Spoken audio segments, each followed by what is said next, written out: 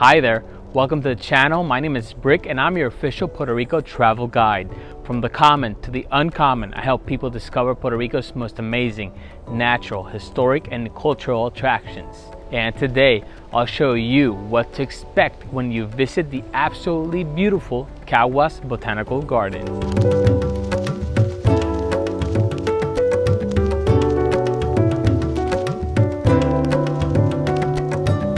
Located about 30 minutes away from San Juan and nestled in a valley between mountains, you will find the Jardin Botanico y Cultural William Miranda Marín, one of the few botanical gardens in Puerto Rico. This garden is special not only because it is full of indigenous plants and animals, but also because it is a historical site where our indigenous Taíno, African, and Spanish ancestors converged. The Caguas Botanical Garden is currently open from 10 a.m. to 3 p.m. Wednesdays through Friday, and from 10 a.m. to 4 p.m. on Saturday and Sunday. Their entrance fee is currently $5 for anyone over 12 years old and $3 for kids from 2 to 12 years old. If you're looking to walk around the 60-acre Jardin Botanico de Caguas on your own, you won't need to make a reservation before arriving. But if you want to truly learn about the history, culture, and natural resources in the garden, I highly suggest coordinating a free guided tour during your visit by calling the number that I've placed in the description below. During our visit, we were guided by Hector, a fantastic and knowledgeable tour guide that showed us all the hidden details around the garden. Our first stop during our tour of the Jardin Botanico de Caguas was the archaeological site, or El Yacimiento. You see, originally, when the area where the Caguas Botanical Garden is currently located was going to be developed into a residential area similar to the ones surrounding it. But during the initial terrain analysis and study, students discovered an indigenous burial site and other artifacts belonging to Puerto Rico's indigenous civilization. After this discovery, the construction was halted and plans were later proposed to turn this area into a park for everybody's enjoyment. After learning about the Caguas Botanical Garden's origin story, we headed over to the floral and ancestral African grove, where we were surrounded by the beautiful flamboyant tree and other colorful plants. I would suggest that if you want to experience this beautiful landscape, you should visit during the summer months, specifically during June and July, which is when the flamboyant trees bloom.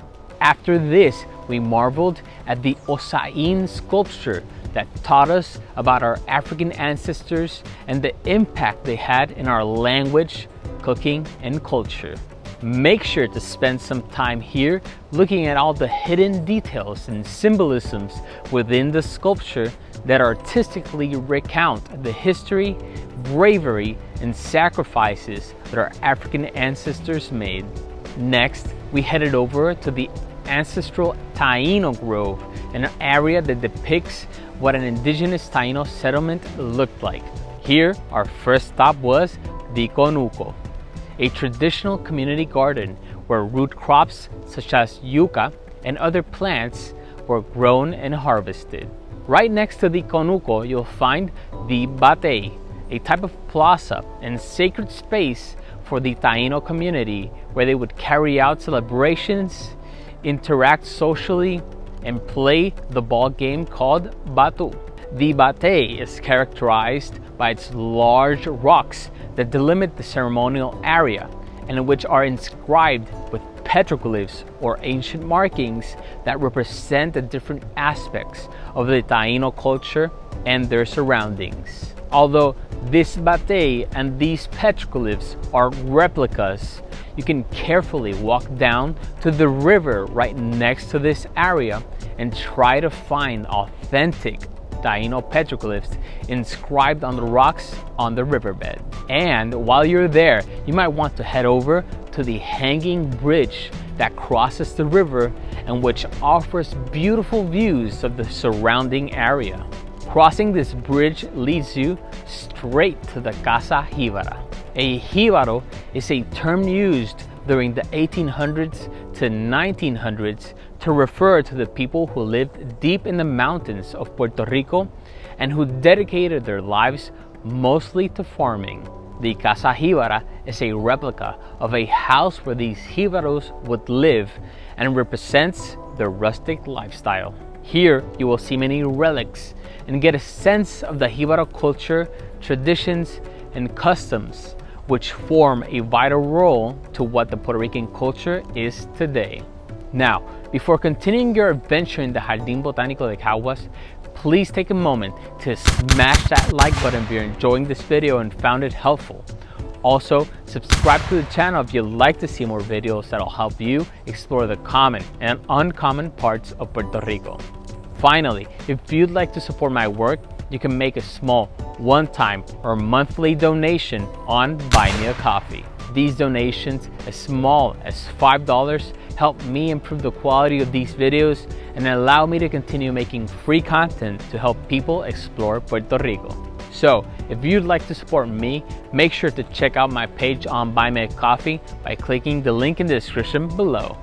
Now, going back to your tour of the Caguas Botanical Garden.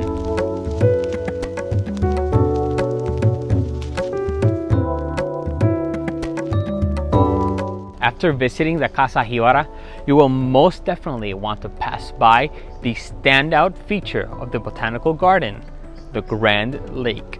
This artificial lake is absolutely stunning, and here you will be able to admire the humongous fish and turtles, as well as walk over to the nearby ruins of the San Jose sugar mill. This sugar mill was established by Spanish settlers and operated during the 1800s and the beginning of the 1900s. In the nearby area, you will also find different types of machinery such as various mills, boilers, chimneys, and even train tracks used to transport all types of products made with sugar cane such as molasses and rum. After this, I highly suggest you pass by the small Centro Indígena Museum right next to the aquatic garden, where you'll be able to see authentic indigenous artifacts found within and outside of the botanical garden, such as the sacred stone called a semi that represents Taíno deities, the yuke, which is a wooden or stone belt used to play in the batey, and even the skeletal remains of an indigenous Taíno found within the Jardin Botanico de Caguas. And finally, after walking all day in the sun, you might want to head over to the concession stand where they sell traditional Puerto Rican street foods and other refreshments. And that's it. Thank you guys so much for sticking around till the end of the video. I hope you found it helpful. Make sure to smash that like button, share this video, and subscribe to the channel. Also, remember that if you'd like to support my work, you can make a small one-time or monthly donation on Buy Me a Coffee by clicking the link in the description below. Lastly, if you like this video, there's a good chance you might also like these two videos on my channel, so make sure to check them out. Thank you so much for watching, and see ya in the next one.